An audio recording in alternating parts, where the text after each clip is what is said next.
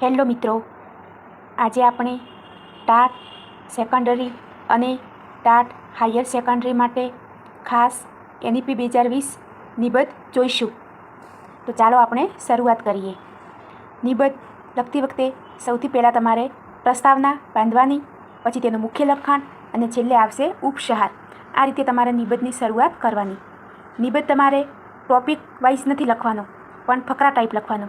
શરૂઆતમાં ફકરો બાંધવાનો પ્રસ્તાવના માટે, તેના પછી તમારે મુખ્ય લખાણ લખવાનું અને છેલ્લે તમારે ઉપસાર લખવાનું. તો આ રીતે તમારે નિબંધ લખવાનું.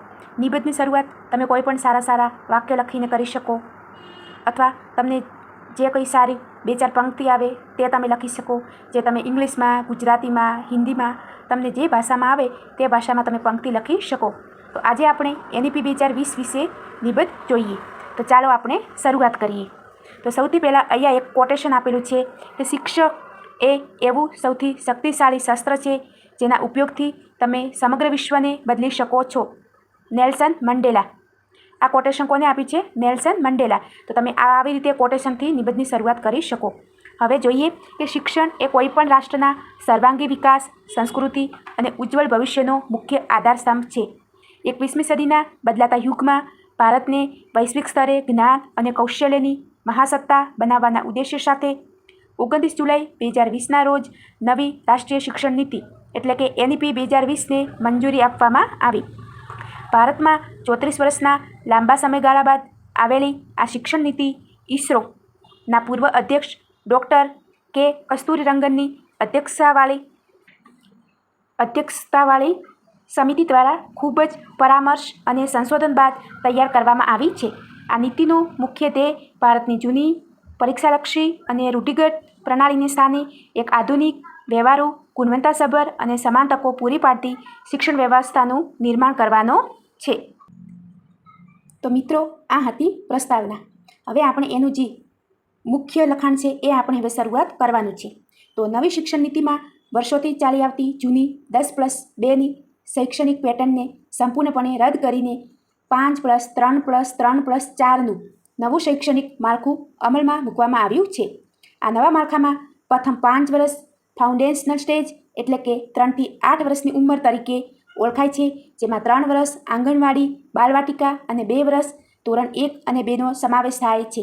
આ તબક્કે બાળકો પરથી ભણતરનો બોજ ઘટાડીને રમતગમત પ્રવૃત્તિઓ અને આનંદદાયક શિક્ષણ પાયાની સાક્ષરતા અને સંખ્યાત્મકતા મજબૂત કરવામાં આવે છે. ત્યારબાદ 3 વર્ષનો પ્રિપેટરી સ્ટેજ ધોરણ 3 થી 5 અને 3 વર્ષનો મિડલ સ્ટેજ ધોરણ 6 થી 8 અને અંતે 4 વર્ષનો સેકન્ડરી સ્ટેજ ધોરણ 9 થી 12 નક્કી કરવામાં આવ્યો છે. આ નવું માળખું બાળકના માનસિક વિકાસના તબક્કાઓને ધ્યાનમાં રાખીને તૈયાર કરવામાં આવ્યું છે.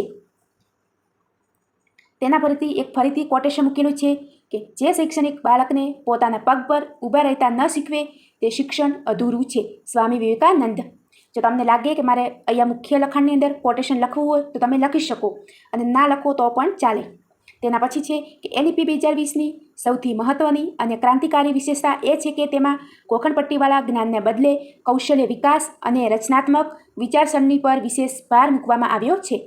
પ્રાથમિક શિક્ષણ માતૃભાષા અથવા પ્રાદેશિક ભાષામાં આપવા પર ભાર મૂકવામાં આવ્યો છે, કારણ કે બાળક પોતાની માતૃભાષામાં સંકલ્પનાઓ વધુ ઝડપથી અને ઊંડાણપૂર્વક સમજી શકે છે.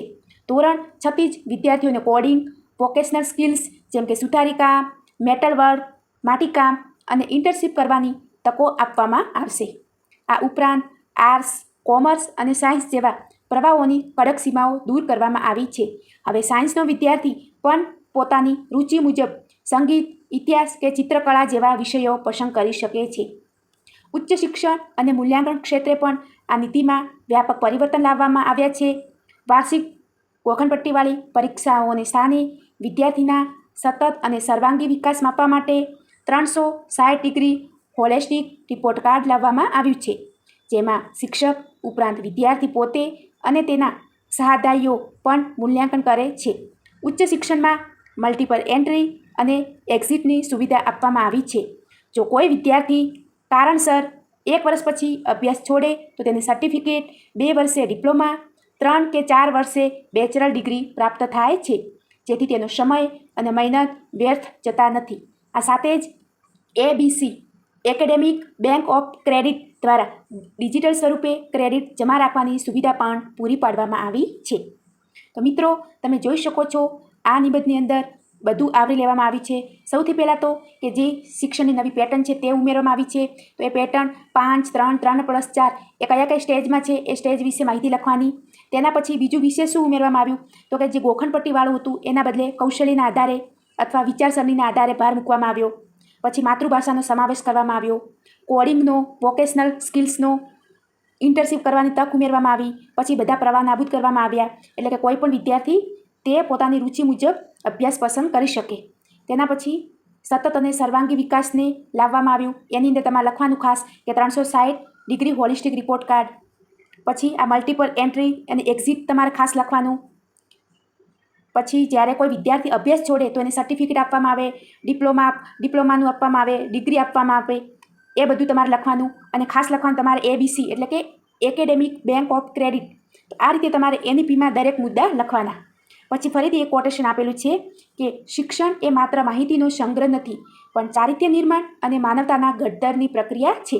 અને છેલ્લે તમારે ઉપસાર લખવાનો. તો એકંદરે જોઈએ તો રાષ્ટ્રીય શિક્ષણ નીતિ 2020 એ ભારતને પુનઃ વિશ્વગુરુના સ્થાન પર પ્રસ્થાપિત કરવા તરફનું એક અત્યંત દૂરદેશી અને ક્રાંતિકારી પગલું છે.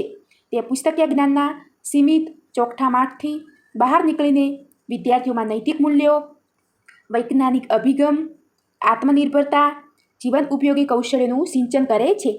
જો આ નીતિનું દેશના તમામ રાજ્યોમાં યોગ્ય, પારદર્શી અને અસરકારક રીતે અમલીકરણ કરવામાં આવે તો તે ભારતની યુવા પેઢીને 21મી સદીના વૈશ્વિક પડકારોનો સામનો કરવા માટે સક્ષમ બનાવશે અને રાષ્ટ્રને પ્રગતિના નવા શિખરો પર પહોંચાડશે. તો મિત્રો તમને મારો આ વિડીયો કેવો લાગ્યો અને આ NEP 2020 વિશે નિબંધ કેવો લાગ્યો તે મને કોમેન્ટ બોક્સમાં જણાવજો અને આ વિડીયો તમારા મિત્રોને શેર કરજો.